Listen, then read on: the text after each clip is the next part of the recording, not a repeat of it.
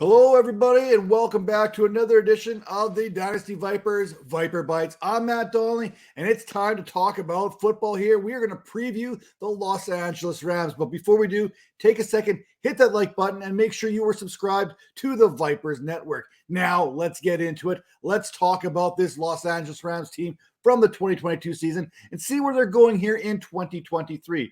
Now, the Rams last year, they finished the season at 5-12. This is after a season in which they were at the Super Bowl winning the big game there. Matthew Stafford, the confetti flying, Aaron Donald talking about retirement, leaving on top. That didn't quite happen there. Why? Because this Rams team only scored 307 points. They gave up 384. That was a negative 77 on the points differential. Now their passing offense, Matthew Stafford was hurt, and it was clearly noticed. Not to mention Cooper Kupp missed time there as well.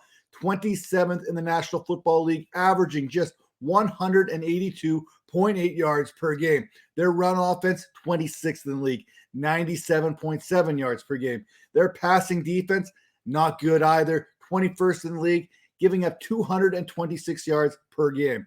Now, their run defense, surprisingly, wasn't that bad. 13th in the league, allowing just 115.1 yards per contest. Injuries and a lack of depth hurt the Rams in 2022. Key offensive pieces there in Matthew Stafford and Cooper Kupp missed significant time, and the depth behind both those superstars was possibly amongst the worst in the entire NFL. One thing LA must do is manage their salary cap. They had some big ticket players there, forcing penny pinching to occur elsewhere. One spot in which the Rams paid up for was at the corner position with Jalen Ramsey, who has since been traded to the Miami Dolphins. Los Angeles now ranks 21st in cap space, which, if injuries do present themselves here in 2023, they can offset some of those costs. Now let's talk about why they can do this. And maybe it comes down to those camp battles that you like. Looking at this roster, I want to know who's going to make this team. Who's going to be that third option? Most notably, who's going to be that next key offensive cog in this Rams offense? We know that we've got Cooper Kupp. We know that Tyler Higbee's there. We know Cam Akers is there. Who's that next option for Matthew Stafford? Is it going to remain Van Jefferson, or is the rookie out of BYU, Puka Nacua, going to be the guy in which Stafford can put some trust into? We've talked about what the Rams like to do. They have had a history of being a little bit of gimmicky type team there. Tutu Atwell, he could factor into this as well. But all this is telling me if the Rams want to get creative offensively, Nacua could be that guy that is going to be setting this Rams offense and being the beneficiary of whatever Sean McVay can cook up. Now, when we look at how this draft broke down for the Rams, in the second round, pick number 36, they selected guard Steve Avella there out of TCU. Pick number 77 in the third round, edge defender Byron Young. And then they follow that up with a defensive tackle at pick number 89 in Kobe Turner. In the fourth round, pick 128, quarterback Stetson Benson's coming in there, a former Georgia Bulldog who Matthew Stafford probably has a good relationship with already. Pick number 161 there in the fifth round, edge defender Nick Hampton. And then in pick number 174, offensive tackle Warren McClendon.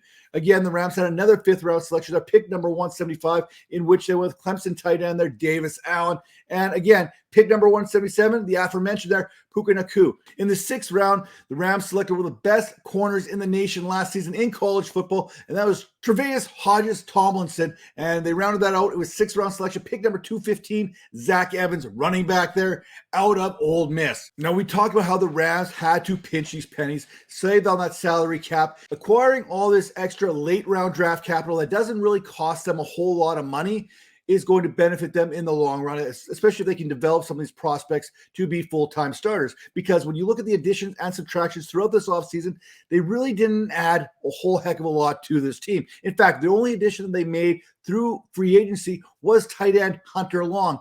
And that's really not going to get the needle turned for anybody. As we talk about the losses, there was losses felt throughout the whole organization here.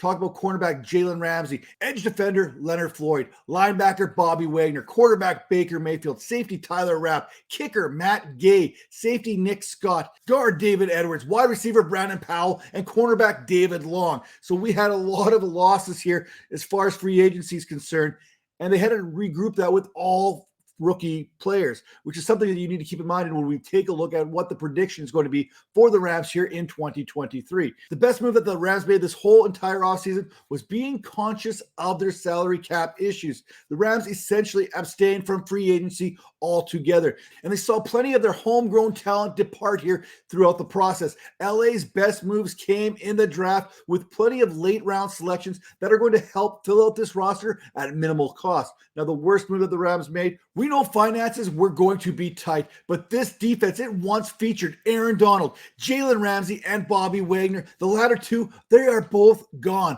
The linebacker group and the defensive back groups, I don't see how this Rams team will be able to slow down any opposing offenses, let alone stop them. Most of this Rams depth is made out of rookies, while their starters are essentially bargain bin replacements. In the NFC West, this is a run defense that will see plenty of Christian McCaffrey, Kenneth Walker, James Conner. That's not exactly, Aaron Donald can't stop them all by himself. I'll put it that way. What needs to happen here in 2023 for this Rams team? If this Rams team, who is just a couple years removed from a Super Bowl championship, is to have any shot at a postseason berth, then Cooper Kupp must have an MVP caliber season, coupled with an Aaron Donald MVP caliber season. As far-fetched as that sounds, I wouldn't quite rule that out, because I refuse to bet against Cooper Kupp and I refuse to bet against Aaron Donald. Matthew Stafford, he also needs to remain healthy and consistent. He can't disappear in the middle of the season like he did back in 2021, and hope that this team can win in spite of him. Now, with the lack of proven depth on this roster, I can't predict much more than a 6-11 season. But with Kupp, Stafford, Akers, and Donald, if they could all turn in great seasons, then they could possibly be flirting with an 8 or 9 win season. I mean, it could be possible. How is it possible? They need to rely on their top fantasy options. There's no pulling punches here with the Rams. What you see is what you're going to get. And for fantasy, here are the top 5 fantasy options for the 2023 LA Rams. At number 1, it's Cooper Kupp. Kupp missed 7 games, and yet he was the wide receiver 21 in PPR scoring last season. He was wide receiver 2 on a points per game basis. He's healthy, as is Matthew Stafford, so you can trust Kupp to return to the top of the fantasy mountain here in 2023. At number 2, it's Cam Akers. In 5 of the final 6 Rams contests, Akers commanded at least 72% of the team snaps, averaging 19.1 touches, 101.8 total yards per game. If you translate that in fantasy, that's RB6 from weeks 13 on, while getting 100% of the carries inside the 10-yard line. If you're getting 100% of anything, that's worth investing in. Now, Matthew Stafford, he comes in at number 3. Before last season even started, Stafford was already dealing with those elbow concerns. He heads into 2023 fully healthy and looking to return to that 2021 form in which he finishes the QB5 in those fantasy circles. At number 4, it's Tyler Higbee. When you're talking about the tight end position, Higbee was 4th in targets there with 108, 5th in receptions with 72, and 7th in fantasy, and that was all after Matthew Stafford missed 7 contests. A healthy Stafford will only help Higbee in 2023. At number 5, Van Jefferson. I'm going to give him the slight edge here because he is the incumbent right now, and someone needs to step up as that third option in this Rams passing offense. Stafford and Jefferson were never both healthy on the field at the same time last season. This season, they've been working out together here in the offseason, which could translate into early fantasy production. So when we're looking at the one Rams player that you have to roster, I think it's pretty obvious here. Once again, it's going to be Cooper Kupp, who is a top 5 fantasy option and realistically a top 3 fantasy wide receiver. Before his injury, Kupp was averaging over 21 fantasy points per game after averaging 26 per game the season prior. But did you know on a per game basis in 8 games, Kupp was actually averaging more targets, more receptions, and more yards per route run than he had during that historic 2021 campaign? I bet you didn't know that. As for the biggest bust potential on this Rams team, I'm going to go against the law of averages here. Matthew Stafford has been good in odd number seasons. Per Ian Hart, it's there. 2022 wasn't a good season, 12 fantasy points per game, QB 28. 2020, he had 16.3 fantasy points per game. That was QB 20. Meanwhile, 2021, 19.4. That was good enough for QB 11. And in 2019, 20.8 was QB 4. So if you look at that, Matthew Stafford looks like this could be a good season for him. I just don't like this. Despite this trend, Stafford is a risk.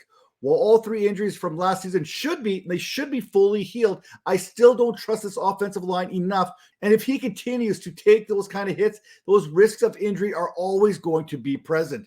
Now, the best fantasy value on this Rams team with an ADP of 76, RB22, grabbing Rams running back Cam Akers in the 6th round has value written all over it, with Kieran Williams and Zach Evans as the primary backups behind Akers, or Sony Michel if you want to go that far. It's easy to predict a workhorse type role for a back who finished the 2022 season on a strong note. McVay has been talking up Akers all this spring, and since this coach talk actually fits my narrative, I'm going to allow it. Now, the fantasy sleeper, Los Angeles has been waiting for a receiver to step up into that number 2 role for a while now. They had a short time in which Odell Beckham Jr. was there, but really it's been since Robert Woods since they've had stability in that role. The Rams are hoping that all changes this season with Puka Nacua. Nacua will have every opportunity to win this role in this offense, and looking back at his time at BYU, he averaged 3.45 yards per route run. That is elite level, no matter if it's college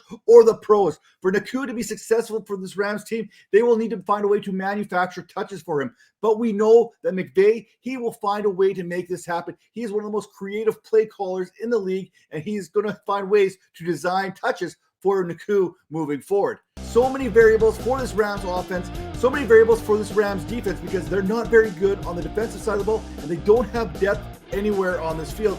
These rookies are going to need to step up. They're going to get an opportunity to. Now, will that translate into victories? That's to be seen.